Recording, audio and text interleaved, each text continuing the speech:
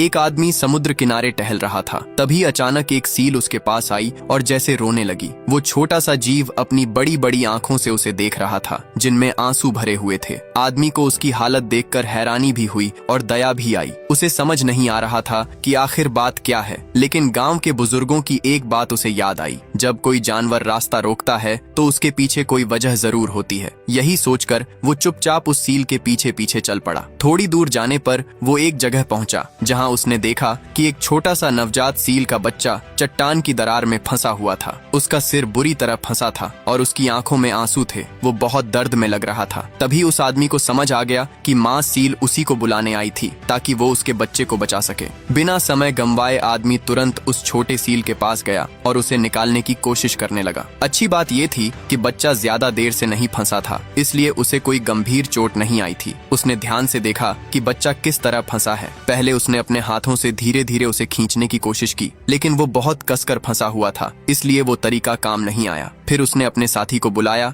और दोनों ने मिलकर कोशिश की। एक ने पत्थर को हिलाने की कोशिश की और दूसरा पीछे से बच्चे को खींचने लगा, लेकिन काफी कोशिश के बाद भी बच्चा बाहर नहीं निकला। छोटा सील दर्द से चिल्ला रहा था। उसकी हालत देखकर समझ आ रहा था कि वो कितना दर्द सह रहा है। अगर कोई मदद न करता तो वो खुद कभी बाहर नहीं निकल पाता और कुछ समय बाद दम घुटने से उसकी मौत हो सकती थी। जब जोर लगाने से भी काम नहीं बना तो उन्होंने तरीका बदला। अब उन्होंने लोहे की रॉड से पत्थरों को थोड़ा थोड़ा खोलने की कोशिश शुरू की। दर्द में होने के बावजूद छोटा सील शांत रहा, जैसे उसे समझ आ गया हो कि ये लोग उसकी मदद कर रहे हैं। काफी देर तक कोशिश करने के बाद भी जब सफलता नहीं मिली तो भी उन्होंने हार नहीं मानी। वो बार बार अलग अलग तरीके अपनाते रहे। आखिरकार करीब आधे घंटे की मेहनत के बाद एक युवक ने सफलतापूर्वक उस छोटे सील को बाहर निकाल लिया। कई दिनों की भूख और कमजोरी की वजह से वो बच्चा बहुत दुबला हो गया था और चलते समय लड़खड़ा भी रहा था। जैसे ही वो आजाद हुआ, वो तुरंत अपनी माँ की तरफ दौड़ पड़ा। जब उन लोगों को लगा कि अब काम खत्म हो गया है और वो जाने वाले थे, तभी माँ सील अचानक उनके सामने आई और हैरानी की बात ये थी कि वो बार बार झुककर जैसे उन्हें धन्यवाद दे रही थी।